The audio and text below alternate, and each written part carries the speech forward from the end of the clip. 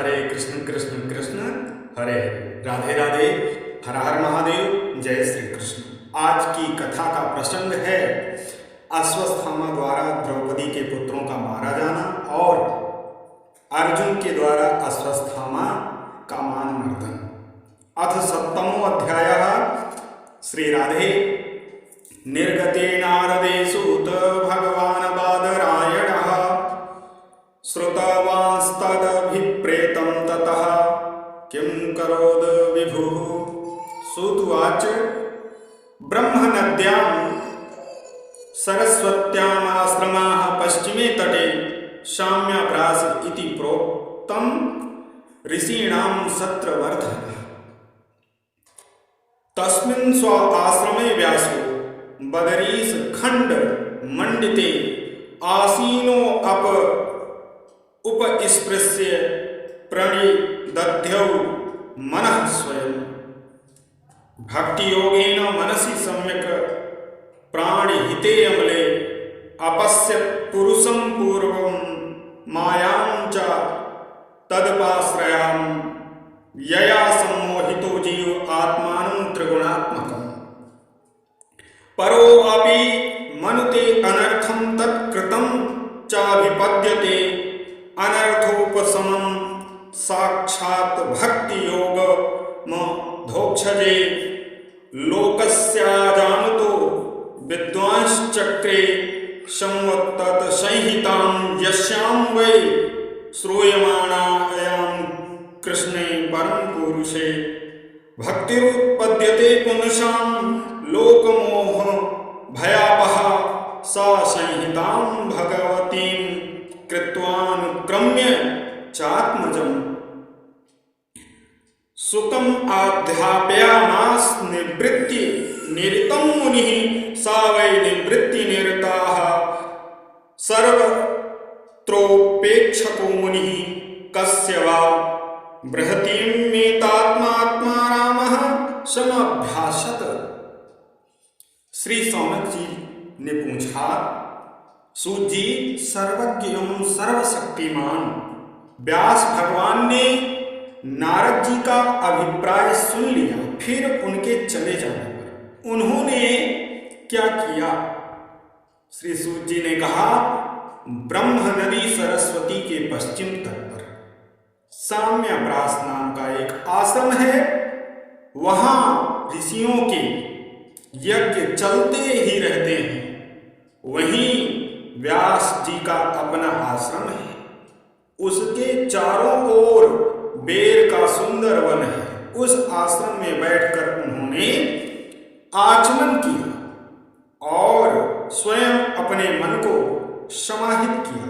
उन्होंने भक्ति योग के द्वारा अपने मन को पूर्णतया एकाग्र और निर्मल करके आदि पुरुष परमात्मा और उनके आश्रय से रहने वाली माया को देखा।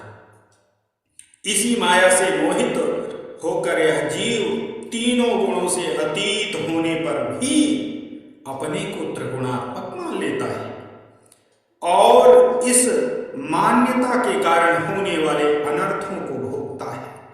इन अनर्थों की शांति का साक्षात साधन है केवल भगवान का भक्ति योग, परंतु संसार के लोग इस बात को नहीं जानते।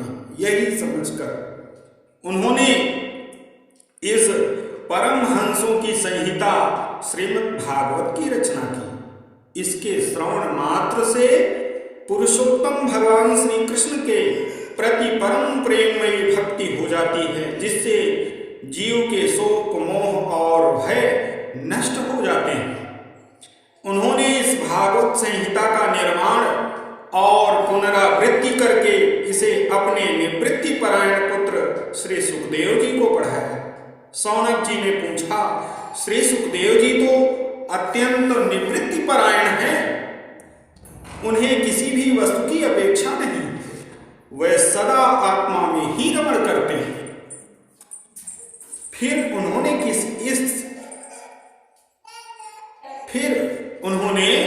लिए इस विशाल ग्रंथ का अध्ययन किया? श्री सूत जी ने कहा, जो लोग ज्ञानी हैं जिनकी अविद्या की गांठ खुल गई है और जो सदा आत्मा में ही रमण करने वाले हैं, वे भगवान की हेतु रहित भक्ति किया करते हैं, क्योंकि भगवान के गुण ही ऐसे मधुर हैं जो सबको अपनी ओर खींच लेते हैं। फिर श्री सुखदेव जी तो भक्तों के परम प्रिय हैं और भगवान के भक्तों के अत्यंत प्रिय और स्वयं भगवान वेद व्यास के पुत्र हैं। भगवान के गुणों ने उनके हृदय को अपनी ओर खींच लिया और उन्होंने उससे विवश होकर ही इस विशाल ग्रंथ का अध्ययन किया। शौनक जी, जब मैं राजर्षि परीक्षित के जन्म कर्म और मोक्ष की कथा का, पांडवों के स्वर्गारोहण की कथा अब कहता हूं, क्योंकि इन्हीं से भगवान श्री कृष्ण की अनेकों कथाओं का उदय होता है। जिस समय महाभारत युद्ध में कौरव और पांडव दोनों पक्षों के बहुत से वीर गति को प्राप्त हो चुके थे और भीमसेन की गदा के प्रहार से दुर्योधन धराशायी हो चुका था, तब अश्वत्थामा ने अपने स्वामी का हित करने के प्रयोजन से द्रौपदी के सोते हुए पुत्रों के सिर काटकर उसे भेंट किए। यह घटना दुर्योधन को भी अप्रिय लगी, क्योंकि ऐसे नीच कर्म की सभी निंदा करते हैं। उन बालकों की माता पांचाली अपने पुत्रों का निधन सुन करके अत्यंत दुखित हुई। उसको सत्वावना देते हुए अर्जुन ने उस आताताई का वध करने की प्रतिज्ञा की और मीठी मीठी बातों से पांचाली द्रौपदी को प्रसन्न किया और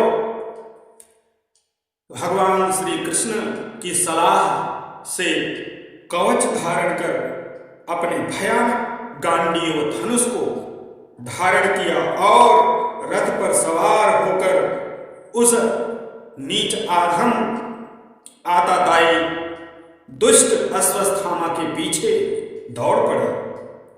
आताताई उनको कहा जाता है आग लगाने वाला, जहर देने वाला, बुरी नीयत से हाथ में शस्त्र धारण करने वाला, धन लूटने वाला, खेत और स्त्री को छीनने वाला, ये 6 आताताई कहलाते हैं। और उस नीचाधम अश्वत्थामा ने गुरुपुत्र होने पर भी अपने यजमान अर्थात अर्जुन के बच्चों का और पांचाली के अन्य पतियों से उत्पन्न बच्चों का वध किया था। जब उसने दूर से ही देखा कि अर्जुन मेरी ओर झपटे हुए आ रहे हैं, तब वह अपने प्राणों की रक्षा के लिए पृथ्वी पर जहां तक भाग सकता था भागा। किंतु जब उसने यह जाना कि वह अब नहीं भाग सकता है, तो उसने अपने को बचाने का एकमात्र साधन ब्रह्मास्त्र ही समझा। यद्यपि उसे ब्रह्मास्त्र को लौटाने की विधि मालूम न थी, फिर भी प्राण संकट देकर उसने आचमन किया और ध्यानस्थ होकर ब्रह्मास्त्र का संधान किया। इससे बड़ा ही भयंकर घोर संकट उत्पन्न हो गया, जिससे अर्जुन ने कहा, भगवान सच्चिदानंद स्वरूप परमात्मा श्री कृष्ण से, तुम्हारी शक्ति अनंत है, तुम ही भक्तों को अभय देने वाले हो, जो संसार की धधकती हुई आग में जल रहे हैं उन जीवों को उससे उबारने वाले एकमात्र तुम ही हो। तुम प्रकृति से परे रहने वाले आदि पुरुष साक्षात परमेश्वर हो और अपनी चित्त शक्ति स्वरूप शक्ति से बहिरंग एवं त्रिगुणमयी माया को दूर भगाकर अपने अद्वितीय रूप में स्थित हो। धर्मादि रूप कल्याण का विधान करते हो। तुम्हारा यह अवतार पृथ्वी का भार हरण करने के लिए ही हुआ है। तुम्हारे अनन्य प्रेमी भक्तजनों के निरंतर स्मरण ध्यान करने के लिए स्वयं प्रकाश स्वरूप श्री कृष्ण यह भयंकर तेज सब ओर से मेरी ओर आ रहा है। यह क्या है, कहाँ से क्यों आ रहा है, इसका मुझे बिल्कुल पता नहीं। भगवान ने कहा, यह अश्वत्थामा द्वारा चलाया हुआ ब्रह्मास्त्र है और इसको वह लौटाना नहीं जानता है, अतः किसी भी दूसरे अस्त्र में इसको दबा देने की शक्ति नहीं है। तुम शास्त्र विद्या को भली भांति जानते हो। ब्रह्मास्त्र के तेज से ही इस ब्रह्मास्त्र की प्रचंड आग को बुझा दो। सूत जी कहते हैं, अर्जुन विपक्षी वीरों को मारने में बड़े प्रवीण थे। भगवान की बात सुनकर उन्होंने आचमन किया और भगवान की परिक्रमा करके ब्रह्मास्त्र के निवारणार्थ ब्रह्मास्त्र का ही संधान किया और उससे समस्त लोगों की रक्षा की और अश्वत्थामा को पकड़ लिया। जैसे कोई रस्सी से पशु को बांध ले वैसे ही बांध लिया। अश्वत्थामा को बलपूर्वक बांधकर अर्जुन ने जब शिविर की ओर ले जाना चाहा, तब कमल नयन भगवान श्री कृष्ण ने कुपित होकर कहा, अर्जुन इस नीच को छोड़ना नहीं, इसको तो मार ही डालो। इसने रात में सोए हुए निरपराध बालकों की हत्या की है।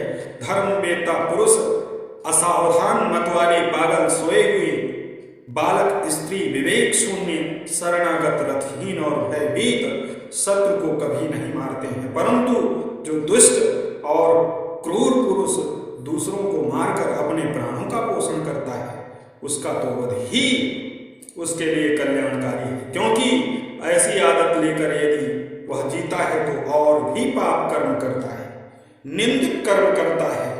इसलिए तुमने द्रौपदी से प्रतिज्ञा की थी कि हे मानवती, जिसने तुम्हारे पुत्रों का वध किया है उसका मैं सिर उतार लाऊंगा। इस प्रकार वह कुलांगार आताताई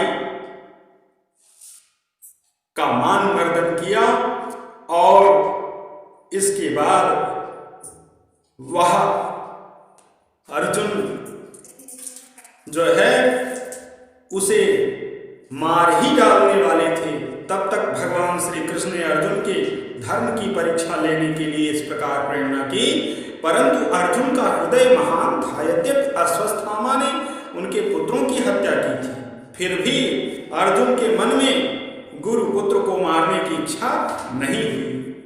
इसके बाद अपने मित्र और सारथी श्री कृष्ण के साथ वे अपने युद्ध शिविर में पहुंचे। वहां अपने मृत पुत्रों के लिए शोक करती हुई द्रौपदी को उसे सौंप दिया। द्रौपदी ने देखा कि अश्वत्थामा पशु की तरह बांध कर लाया गया है। निंदित कर्म करने के कारण उसका मुख नीचे की ओर झुका हुआ है। अपना अनिष्ट करने वाले गुरुपुत्र अश्वत्थामा को इस प्रकार अपमानित देखकर द्रौपदी का कोमल हृदय कृपा से भरा है और अश्वत्थामा को नमस्कार किया। गुरुपुत्र इस प्रकार बांधकर लाया जाना सती द्रौपदी को सहन नहीं हुआ। उसने कहा, छोड़ दो, इन्हें छोड़ दो, ये ब्राह्मण हैं, हम लोगों के अत्यंत पूजनीय हैं, जिनकी कृपा से आपने रहस्य के साथ सारे धनुर्वेद और प्रयोग उपसंहार के साथ संपूर्ण शास्त्रों का ज्ञान प्राप्त किया है। वे आपके आचार्य द्रोण ही पुत्र के रूप में आपके सम्मुख खड़े हुए हैं। उनकी अर्धांगिनी कृपी अपने वीर पुत्र की ममता से अपने पति का अनुगमन नहीं कर सकी, वे जीवित हैं। महाभाग्यवान आर्यपुत्र, आप तो बड़े धर्म के हैं।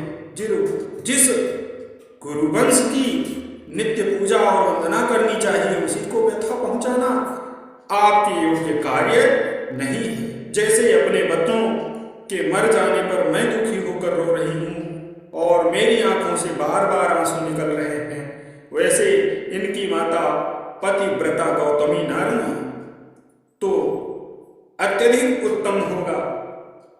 अपने कुकृत्यों से ब्राह्मण कुल को कुपित कर देते हैं।